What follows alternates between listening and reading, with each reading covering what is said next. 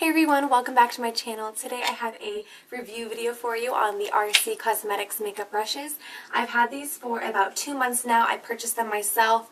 I saw someone post a picture on Instagram and they were like advertising these brushes that they just got. They're like $19.95 for blah blah blah, and it caught my eye because I feel like that's so inexpensive. And so I checked out the website, placed an order, got them, used them, and here are my thoughts about them. So I got 2 different sets. First, I'm going to talk about the Kabuki Face Set. This set right here, for all 4 of these brushes, are $19.95. That is a sale still going on, I believe. Without the sale, it would be $38 or $39. Either way, that's a ridiculous price for 4 brushes, especially for the qualities. These are known to be comparable to Sigma brushes and Sedona lace brushes, things like that. I don't have those brushes because I have always been like a Real Techniques kind of brush girl, or it's got some e.l.f., have some old MAC brushes.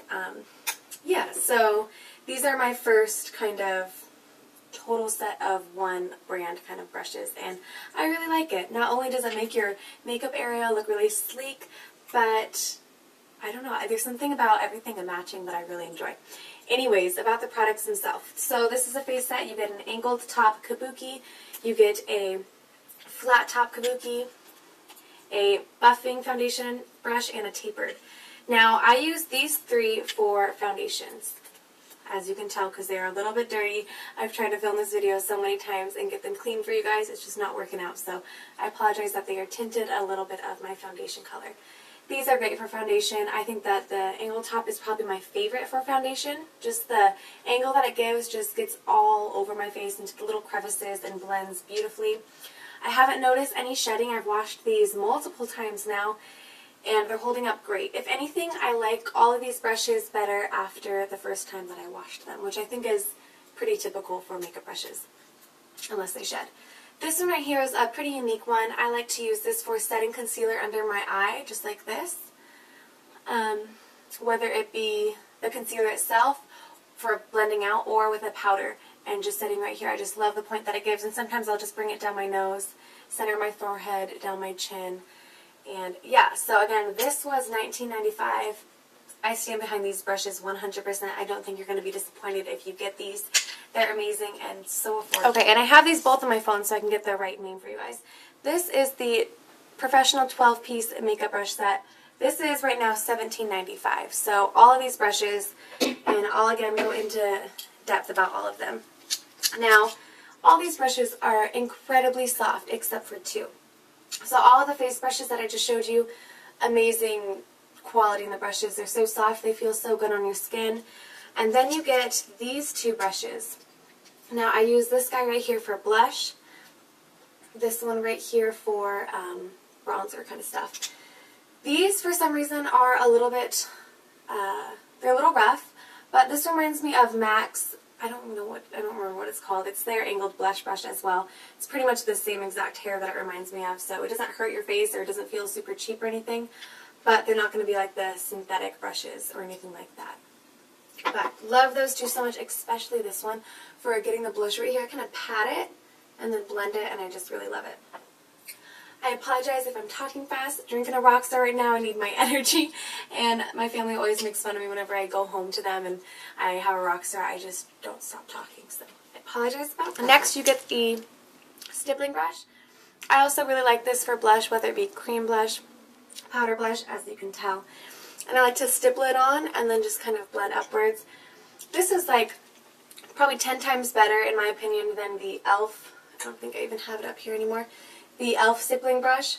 It's also really comparable to the MAC 187. This was a travel size though, so this MAC one is really short. But yeah, so far the ferrules have held up really nice too. Make sure when you're washing them to wash them downwards so you're not washing them and getting all the water in here. That's what breaks apart the ferrules. So really sturdy. They're really lightweight. But yeah, really enjoy that one as well. Next, we're going to get into the eye brushes. So first, the one thing I do not like about RC Cosmetics makeup brushes, probably their biggest con and pretty much their only con, is they do not label what the brush is, if that makes sense. Like in other makeup, this will either be a number and you can categorize it by numbers, or it'll say like RC Cosmetics crease brush, something like that. All you get is their RC Cosmetics logo, which I don't really like because some of these brushes, I was like, how do I use that? What should I use that for? I don't know the best way to use it, and I like when they kind of label it for you. So this right here is just a crease blending brush. It's huge. As you can see, compared to my eye, it's really big. I literally just use this to blend colors. I usually don't put any product on. If I do, it's going to be my brow bone highlight, and then I'll just kind of blend my brow bone highlight down here so that there's no harsh lines. Again, this one is not soft. This is going to be the same hairs as this one. It looks just like a mini version of this guy. So not soft, but all these other ones are really soft and beautiful. So this one right here, I did not know what I was going to use this for because it's pretty flimsy. And then I discovered that it's going to be my lip brush. So it's what I have on my lips right now, or it's what I used. It's this Essence lipstick that I was so obsessed with in 59 Funky Funky. And I can't find it in the stores anymore. It's pretty much sold out and not being carried anymore. This is it pressed up all the way. I'm totally out, and I was really bummed about it. But now I just dip this brush in there, and I'm able to pick up some color and completely use up all the lipstick from this. So I think that's a great way to use this. Other than that, I'm not really sure how you would use it because it is pretty flimsy. I wouldn't use it for an eyeliner brush probably, but it works good for that. This one is just a little bit thicker than the last brush I showed you, as you can tell, and a little bit longer. And I do like this one for doing some smoking out right on the outer portion of my eye, and then on the outer third of the bottom as well. That's what I mainly like this one for.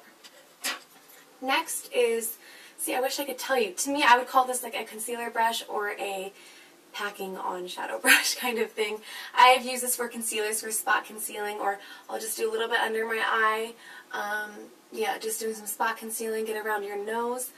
Or you could use it for packing on shadow since it is pretty thin. And you could pack for the lid right there. Then you get this little guy, which is a little bit wimpy to me if this is supposed to be a crease blending brush as well, because it is pretty small.